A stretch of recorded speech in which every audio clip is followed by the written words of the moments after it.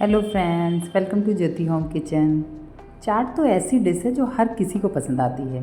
तो बस ऐसी ही चटपटी आलू मटर की चाट की रेसिपी मैं आज आप लोगों के संग शेयर करने जा रही हूँ, जो कि काफ़ी आसानी से और झटपट बन के तैयार हो जाती है और इसका स्वाद लाजवाब है। चलिए फिर इस रेसिपी को बनाना स्टार्ट करते हैं।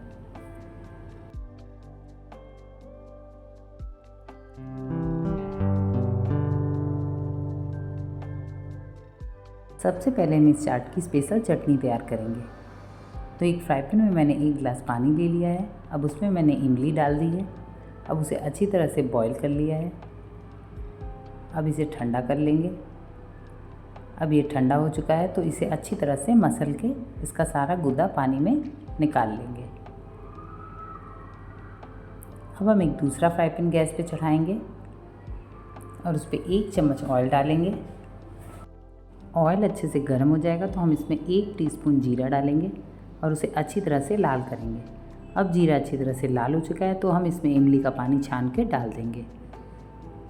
अब हम इसमें आधी छोटी चम्मच लाल मिर्च पाउडर, 1 चम्मच नमक, 3 चम्मच गुड़ और 3 चम्मच चीनी डालेंगे।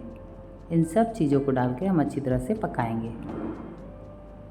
अब हमारी चटनी तैयार हो चुकी है। अब हम इसे एक साइड में रख देंगे। यहाँ चाट बनाने के लिए मैंने बॉयल आलू लिए हैं। इसे मैंने अच्छी तरह से छील लिया है। अब एक मैशर की मदद से इसे अच्छी तरह से मैश करेंगे।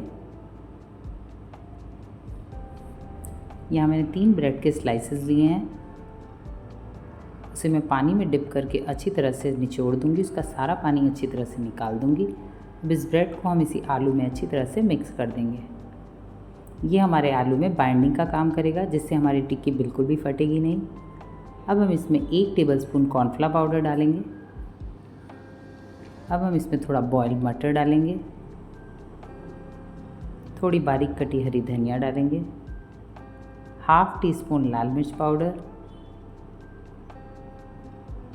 1 चम्मच नमक, 1 चम्मच आमचूर पाउडर। इन सब को डाल के हम अच्छी तरह से मिक्स कर लेंगे। अब हम हाथों में ऑयल लगा के इसकी टिक्कियाँ तैयार कर लेंगे। इसी तरह ऑयल लगा के हमें सारी टिक्कियाँ तैयार कर लेनी है। ये देखिए हमारी सारी टिक्कियाँ बनके तैयार हो गई हैं। तो अब मैंने इन्हें सेकने के लिए एक तवा चढ़ा दिया है। अब हम इस तवे को ऑयल से अच्छी तरह से ग्रीस कर देंगे और अब इस पर सारी टिक्कियाँ मैं लगा दूँगी। अब हम दूसरी साइड पे इन्हें थोड़ा थोड़ा सा ऑयल लगा देंगे ताकि हमारी टिक्कियाँ दोनों तरफ से अच्छी तरह से सिक जाएं। हम इन टिक्कियों को फ्राई बिल्कुल भी नहीं करेंगे।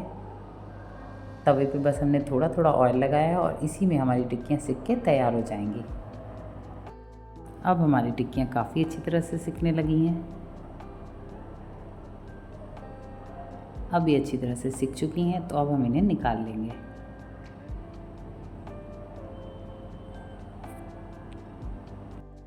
अब हम इस प्लेट में टिक्कियाँ लगा के अपनी चाट तैयार करेंगे। तो यहाँ सबसे पहले मैंने टिक्कियाँ लगा दी हैं। अब उसके ऊपर मैं फ्रेश ठंडी दही लगा रही हूँ। यहाँ मैंने 2 चम्मच दही डाला है। अब हम इसमें बारीक कटा प्याज डालेंगे, बारीक कटा टमाटर। अब हम इस पर बॉइल्ड मटर डालेंगे थोड़ा सा। अब ये जो हमने स्पेशल चटनी इमली की तैयार की थी वो डालेंगे ऊपर से। इससे चाट में काफ़ी अच्छा खट्टा मीठा फ्लेवर आएगा। तो अब इसके ऊपर हम 2 चम्मच हरी धनिया की चटनी डालेंगे।